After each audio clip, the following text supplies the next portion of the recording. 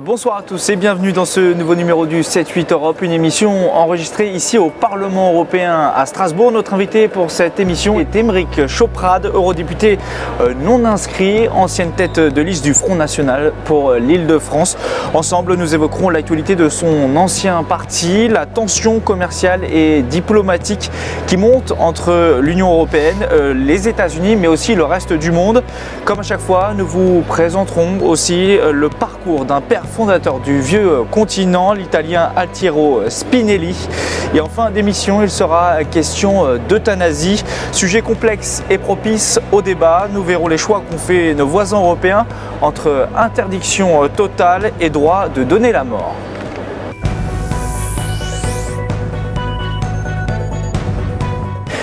Aymeric Choprade, bonsoir. Bonsoir. Vous êtes eurodéputé depuis 2014, initialement membre du Front National ici. Vous n'êtes plus membre du FN depuis 2015 sur fond de tension avec sa présidente Marine Le Pen. Vous êtes aujourd'hui non inscrit au Parlement européen. En clair, vous n'appartenez à aucun groupe politique.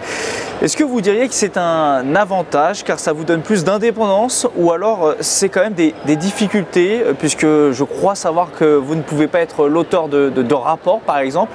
Est-ce que c'est un avantage ou plutôt un inconvénient d'être non inscrit au Parlement européen? L'indépendance, la liberté c'est toujours un avantage bien sûr parce qu'on défend véritablement ses convictions et intégralement ses convictions.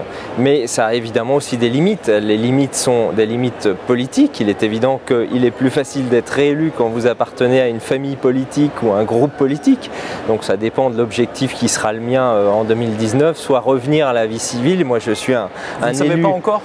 Non, pas encore. Non, je suis un élu de la vie civile, hein, de la société civile, ou bien continuer, mais il faut que ça fasse sens par rapport à mon engagement politique. Vous savez, mon engagement politique, il a été fondé sur la question de la civilisation, l'avenir de la civilisation française et européenne, c'est ce qui me préoccupe, mais c'est aussi la réforme de la France, la réforme économique et sociale qui m'intéresse, on en parlera. Oui, pour l'anecdote, vous êtes non inscrit ici comme Jean-Marie Le Pen.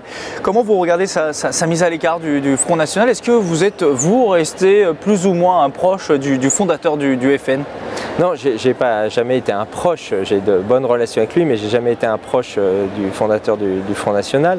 Vous savez, mon expérience au Front National, elle est très courte, c'est 1 an et demi. Je la renie pas du tout parce qu'elle m'a appris beaucoup. D'abord, elle m'a permis, c'est vrai, aussi d'être élu, évidemment, et je l'oublie pas, d'entrer dans la vie politique, et parce que ce sont tous ces Français qui sont et qui se vivent comme les perdants de la mondialisation et qui me préoccupent. Moi, ce qui m'intéresse en fait, c'est pas de travailler pour les gagnants de la mondialisation ou contre les gagnants de la mondialisation, c'est de faire en sorte que les perdants de la mondialisation deviennent des gagnants. Voilà, c'est ce que j'aimerais. Alors pourquoi j'ai quitté le Front National? C'est très simple, même s'il y a plusieurs raisons. J'ai résumé assez rapidement. Très brièvement. Il y a plusieurs raisons. La première, c'est que le Front National n'est pas ce qu'il dit être.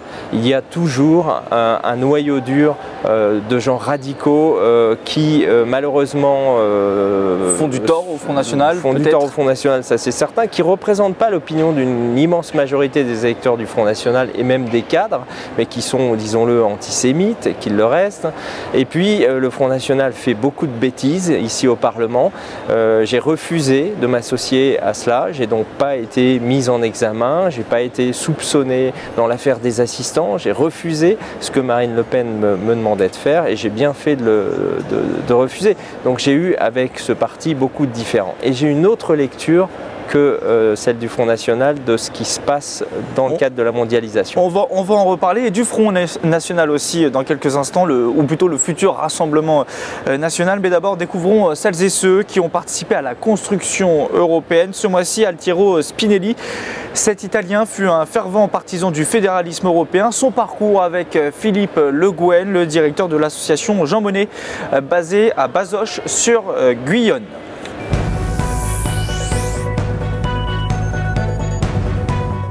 Alors Altiero Spinelli, c'est un homme politique italien qui est né au début du siècle et qui a été un homme de gauche et opposant de la première heure au fascisme et à Mussolini, ce qui lui a valu d'être emprisonné d'abord et ensuite d'être mis en résidence pendant toute la période fasciste sur une île, une très petite île au large de l'Italie qui s'appelle Ventotene et qui est aujourd'hui connue puisqu'il a rédigé depuis cette île avec ses amis emprisonnés comme lui le manifeste de Ventotene pour l'Europe unie et fédérale. Donc il a eu très tôt l'idée qu'il fallait créer une fédération européenne pour éviter de nouveaux conflits et pour éviter les guerres.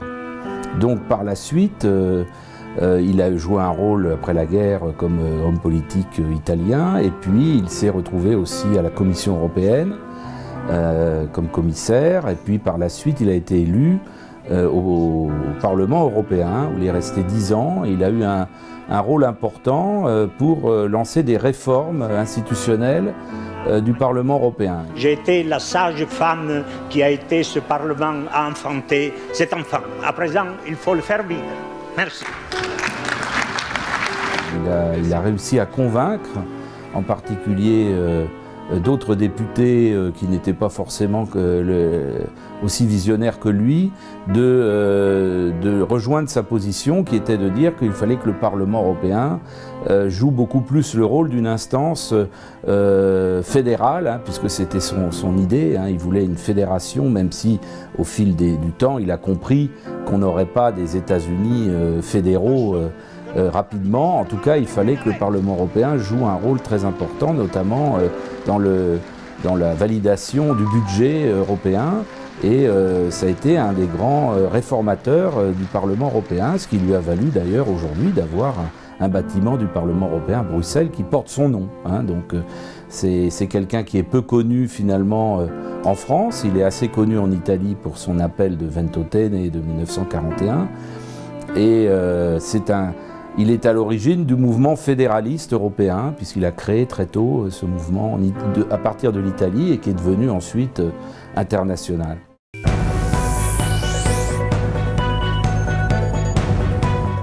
Aymeric Choprade, en lien avec la découverte à l'instant de l'histoire de Monsieur Spinelli, homme politique italien, comment vous regardez, vous, l'actualité actuellement politique italienne? On s'est rendu compte finalement que lorsque la droite et l'extrême droite s'allient, il y a possibilité d'être en tête des élections. C'est en tout cas ce qui s'est passé en Italie, avec 37% des voix réunies. Alors ça va être difficile de former un gouvernement, c'est différent de la France, mais est-ce que ça doit donner des idées aux politiques français, à la droite française et au Front National, peut-être pour envisager des alliances dans les futures élections? Ce qu'il faut regarder, c'est ce qui se passe en Europe. Si ces types de gouvernements arrivent au pouvoir, c'est le cas aussi en Autriche, on parle de l'Italie, mais il y a eu le cas de l'Autriche, ce type de coalition, c'est parce que la question de l'identité, la question de la civilisation et donc de l'immigration n'est pas traitée au plan européen. Les peuples de l'Europe veulent l'Europe, je pense qu'ils ne sont pas contre la construction européenne, contre l'Union européenne, mais ils sont contre, à juste titre, la perte de leur civilisation. Et c'est cette angoisse qui est exprimée par ces votes qu'on appelle populistes, etc. Et donc si on ne prend pas ça en compte, eh bien, on aura une vague de ce type de gouvernement au niveau européen. Moi, ce que je souhaite, ce n'est pas une alliance avec des partis radicaux. Pour être passé au Front National, je sais pourquoi il ne faut pas s'allier avec le Front National aujourd'hui. Donc vous dites que LR n'a pas d'intérêt à s'allier au FN? Contrairement à Thierry Mariani, je pense que les... Oui, qui est récemment ancien ministre. Mais Thierry Mariani n'est pas passé au Front National, contrairement à moi. Donc il ne sait pas véritablement de quoi il parle. Et c'est sans doute pour ça qu'il ne se rend pas compte qu'il n'y a pas lieu de faire une alliance avec le Front National. Ce qu'il faut, c'est refonder la droite, faire un parti de droite crédible, assumé, capable de récupérer, de ramener à lui les électeurs qui votent aujourd'hui Front National, car le Front National est une impasse. Et il faut le dire, il faut expliquer pourquoi c'est une impasse, mais en tout cas je ne crois pas du tout à ce type de coalition. Et puis la situation de l'Italie et de l'Autriche, elles sont chacune spécifiques. La Liga, c'est pas le Front National, le FPE en Autriche, c'est pas le Front National, et d'ailleurs le FPE n'est pas aussi anti-européen que le Front National nationale en France. Vous diriez aujourd'hui qu'il y a un risque civilisationnel en France et si oui, comment il s'applique concrètement selon vous? Le risque civilisationnel, c'est la question de l'islam radical, de l'islam politique, bien évidemment. Il faut être aveugle pour ne pas voir que cette idéologie islamique progresse dans la population, dans la communauté musulmane et même au-delà avec des convertis. C'est évidemment contraire à nos valeurs, c'est incompatible. Vous savez, la France, c'est... Il n'est pas exagéré ce risque-là aujourd'hui? Non, il n'est pas exagéré. C'est une réalité qui est à la fois identitaire, il y a une idéologie qui se propage dans le monde, qui d'ailleurs transforme aussi le monde arabe, parce que le monde arabe a été davantage laïcisé dans les années 60-70, et on voit aujourd'hui qu'il y a un retour à ce fondamentalisme partout. Et la France est en danger d'islam radical, ça c'est une réalité. En danger, clairement, c'est le mot selon vous adéquat pour décrire la... Parce que l'erreur serait de voir uniquement la dimension terroriste, la dimension criminelle, et de ne pas voir la dimension politique. Quand je dis un danger, c'est que nous, Français, nous venons de philosophies, nous sommes issus de philosophies différentes qui depuis toujours ont cohabité avec des religions différentes et qui sont compatibles parce que nous partageons dans la République des valeurs qui nous sont communes. Mais l'idéologie islamique portée par les frères musulmans, par tout un tas d'associations musulmanes, ça c'est incompatible avec la République et ça c'est pas le même projet de civilisation que nous. Alors on va parler maintenant de l'Union européenne et puis des affaires du monde. Vous êtes un spécialiste de la géopolitique, auteur de plusieurs ouvrages là-dessus, membre au Parlement européen de la Commission des affaires étrangères. La tension monte ces derniers temps d'un point de vue commercial entre Donald Trump, le reste du monde, donc l'Union européenne. Certains parlent de guerre commerciale depuis la mise en place de taxes sur l'acier et l'aluminium, ça fait la une des médias. Est-ce que le mot de guerre commerciale est là aussi justifié ou alors c'est exagéré de parler de guerre commerciale? Je crois qu'il faut comprendre... Est-ce que c'est pas un coup de com', clairement? Bon, je crois qu'il faut comprendre que Donald Trump incarne, avec d'autres leaders forts dans le monde, ce qu'est le nouveau monde multipolaire. C'est un monde d'États, d'États qui défendent leurs intérêts géopolitiques et commerciaux de manière parfois unilatérale, de manière parfois brutale. Et c'est tout le malentendu qu'il y a avec l'Union européenne. L'Union européenne a une vision assez harmonique des choses, assez même angélique. Et l'Union européenne, et c'est le problème, n'est pas une puissance. Donc l'Union européenne aujourd'hui n'est pas armée parce qu'elle n'est pas l'Europe puissance pour affronter ces échanges commerciaux avec les États-Unis. Vous appelez par exemple un durcissement du ton de l'Union européenne, par exemple, elle doit rendre coup pour coup... Il est évident, bien sûr, il est évident que Donald Trump... On n'a pas vocation à calmer le jeu, par exemple, pour ne justement peut-être se mettre au-dessus du débat et ne pas déclencher cette guerre commerciale. Quand on vous met 25% sur l'acier, 10% sur l'aluminium... Peut-être que Donald Trump attend cette réponse-là, justement, l'Union européenne. Est-ce que ce n'est pas un piège qui nous tend aussi? C'est une vision, on parle de deal maker, c'est quelqu'un qui négocie, qui d'ailleurs associe des dossiers. Il est capable de dire en même temps à l'ALENA, au Mexique et au Canada, ah bah écoutez, peut-être que pour vous on va faire des exemptions, mais alors reparlons du traité de l'ALENA. Donc c'est quelqu'un qui défend les intérêts commerciaux des États-Unis de manière brutale, il n'y a aucune raison de lui faire de cadeau. Il faut donc répondre. Évidemment, il ne s'agit pas d'abîmer nos relations avec les États-Unis, mais après tout, quand on reçoit des coups, on est en mesure de répondre aussi. Et je crois que, très franchement, répondre uniquement sur le bourbon, le beurre de cacahuète, les jeans Lewis, c'est un peu court. Quand on parle d'exportation de l'Union européenne de plusieurs milliards vers les États-Unis.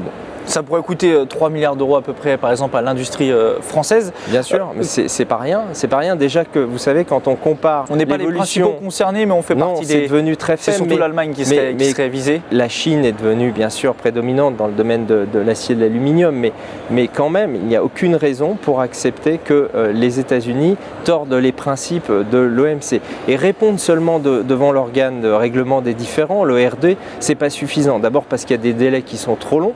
Il faut dès maintenant avoir des mesures de rétorsion équivalentes, significatives face aux mesures prises par Donald Trump. Ça, c'est le devoir de l'Europe. Pour que l'Europe soit respectée, qu'elle se fasse respecter comme puissance commerciale sur la scène internationale, elle doit répondre.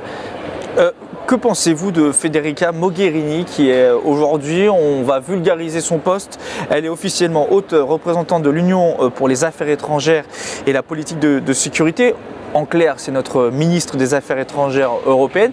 Qu'est-ce que vous pensez de cette commissaire? Est-ce que vous pensez qu'elle est de taille justement pour peut-être répondre à Donald Trump, pour répondre aussi à Vladimir Poutine, à Xi Jinping en Chine? Vous savez, il ne s'agit pas d'une question de personne. D'abord, j'ai du respect, de l'estime pour Madame Mogherini, qui connaît son sujet, qui est une femme courageuse et qui se bat sur les dossiers de l'Union européenne en matière d'affaires étrangères. Quand elle est arrivée en 2014, beaucoup se sont méfiés de son arrivée. Moi, bien qu'étant à l'époque au Front National, j'ai toujours observé la plus grande prudence et la plus grande courtoisie à son égard, car je respecte son parcours, je respecte ses engagements. Mais le problème n'est pas Federica Mogherini. Le problème, c'est que l'Union européenne devienne une puissance. Et pour ça, il faut une réforme. Et j'attends beaucoup du président Macron pour impulser cette réforme profonde de l'Europe. Une réforme, c'est-à-dire sur quoi, par exemple? Une réforme du mode de fonctionnement de l'Union européenne. Vous l'envisagez comment, vous, justement, cette nouvelle Union européenne, par exemple? D'abord, le constat, si les peuples votent autant contre l'Union européenne, comme ils le font. Le vote pour Emmanuel Macron, c'est pas un vote contre l'Union européenne, ça pourrait être pris comme un vote pour l'Union européenne. C'est vrai, mais Angela Merkel, c'est la même chose. Mais il ne vous a pas échappé que le Front National a quand même été au deuxième tour d'une élection présidentielle en France et que vous l'avez dit tout à l'heure, voilà, en Allemagne, il y a fait aussi des scores assez élevés. La Liga Norte est maintenant possiblement au pouvoir en Italie, le FPE en Autriche, etc. Donc ça veut dire, soyons lucides, qu'il y a un problème avec l'Union européenne que les peuples expriment.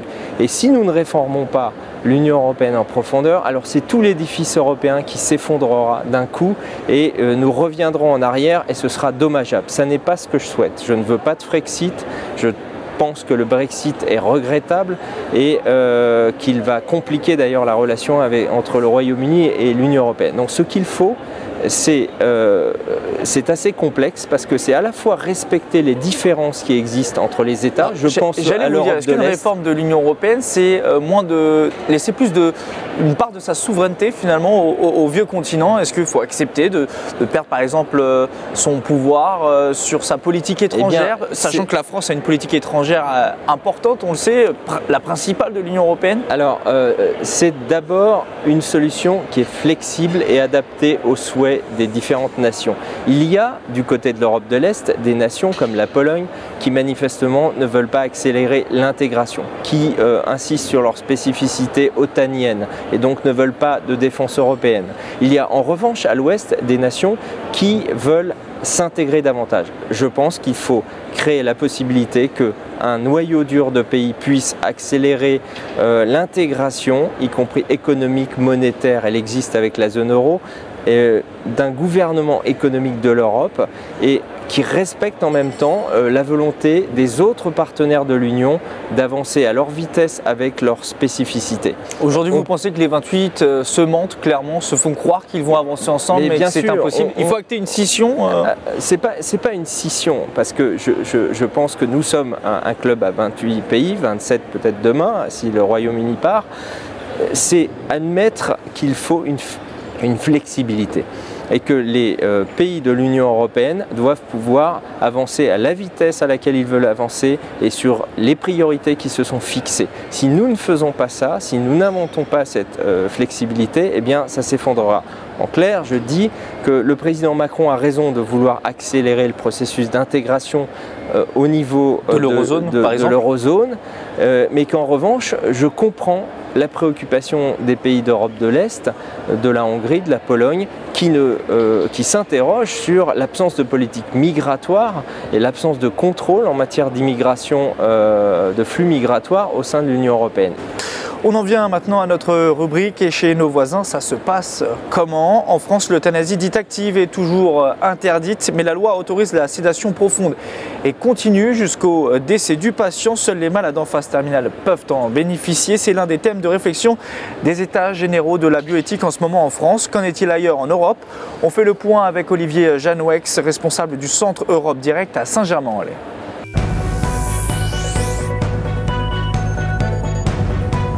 Le premier pays qui a légalisé l'euthanasie est les Pays-Bas. Les conditions sont assez simples. Il faut que le patient soit dans une situation médicale qui soit critique et sans issue, et notamment qu'il en ait fait la demande. Les deux autres pays qui sont concernés par l'euthanasie, qui sont la Belgique et le Luxembourg, C'est aussi, on va dire, c'est aussi grosso modo les mêmes conditions. C'est à chaque fois, il faut que la personne soit dans une situation médicale qui soit sans issue possible et qu'elle en ait fait la demande. Alors après, concrètement, sur qui peut faire la demande spécifiquement et ainsi de suite, il y a quelques petites variations, et pour que l'hôpital accepte ou pas d'accorder l'euthanasie, les prises de décision peuvent être différentes en fonction des pays. Il y a certains pays où c'est strictement interdit, et si on pratique une euthanasie, notamment les médecins peuvent être pénalement condamnés. C'est notamment le cas de la Grèce, de la Pologne et de l'Irlande. Si on prend par exemple le cas de la Grèce, on peut avoir une peine de prison qui va jusqu'à 7 ans de prison. En Irlande, toute forme d'assistance à la mort peut aller jusqu'à 14 ans de prison. On a des peines qui sont assez dissuasives, et là c'est strictement interdite. D'autres pays sont beaucoup plus souples, dans le sens, tout dépend en fait de ce qu'on entend par euthanasie. En fait, on a euthanasie active, dans le sens où on injecte un produit donc, qui provoque la mort de la personne, et on a aussi euthanasie passive, qui grosso modo correspond au fait de ne plus accorder le traitement afin de maintenir la personne en vie. Et donc dans le cas d'euthanasie passive, on a certains pays qui autorisent justement cette euthanasie passive. On a notamment le cas du Danemark, de la Hongrie et de la République tchèque. Et dans ces pays-là, c'est les patients qui demandent tout simplement à ne plus être victimes d'acharnement thérapeutique.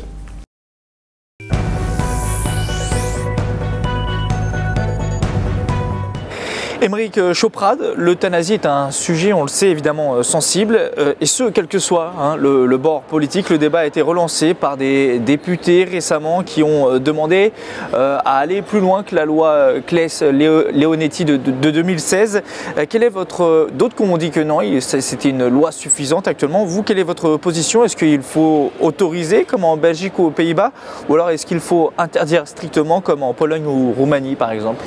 Là aussi, on a une fracture, on a l'impression sur les questions de société, questions sociétales, je suis très prudent et j'essaie le plus possible de faire la différence, la distinction entre mes convictions personnelles, philosophiques et leur traduction politique.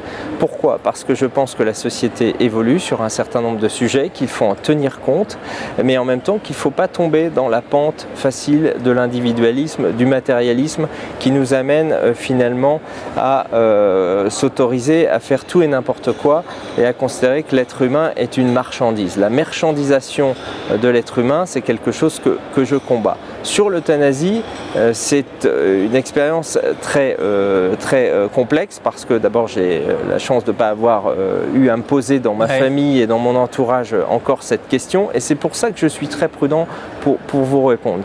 Je ne suis pas favorable au modèle d'euthanasie assumé du type Suisse, Belgique, etc. Mais pas la totale interdiction non plus. Je suis ouvert à une discussion et à une discussion, un débat sur le sujet. Dernier module de cette émission, la question d'un élu local qui vous interpelle, excusez-moi, en qualité d'eurodéputé sur la problématique de son choix. Je vous propose de regarder, c'est sur la tablette. Il s'agit d'une députée de La République En Marche, regardez. Bonjour, Marie Lebec, députée de la 4e circonscription des Yvelines, membre de la Commission des affaires économiques et présidente du groupe d'études sur l'export et l'attractivité.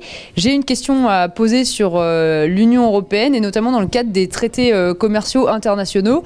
On sait que on attend les mandats de négociation sur la Nouvelle-Zélande et l'Australie. Où est-ce que ça en est? Et les parlementaires nationaux souhaiteraient être davantage associés à la réflexion afin de lever les inquiétudes et d'inciter les entreprises à se saisir des opportunités. Qu'en est-il? Merci. Alors, je ne sais pas si vous connaissez précisément ces sujets, puisque vous êtes à la Commission des affaires étrangères. Mine de rien, ces accords internationaux, ça interroge de plus en plus de personnes, notamment pour le manque de transparence, les parlementaires nationaux qui ne seraient pas au courant, mais aussi sur les conséquences que ça peut avoir sur l'environnement, sur l'emploi, sur des secteurs qui sont fragiles, industriels, agricoles. Vous, est-ce que vous êtes favorable à ces accords internationaux comme sur le reste, vous savez, moi je suis, comme je le suis en géopolitique, un réaliste, c'est-à-dire un pragmatique. Je n'ai pas d'opposition de principe au libre-échange, mais il y a des sujets, des moments où il faut être capable de faire du protectionnisme. Donald Trump le fait sur un certain nombre de domaines parce qu'il considère pour l'acier et l'aluminium qu'une nation qui ne sait plus produire ses bâtiments navals, ses voitures sans son acier n'est plus tout à fait une nation. Je crois qu'il faut ne pas avoir d'approche pragmatique. Ce qui est certain, c'est que la mondialisation, il y a une tendance de fond, est un démantèlement progressif des tarifs douaniers, des barrières tarifaires et même non tarifaires.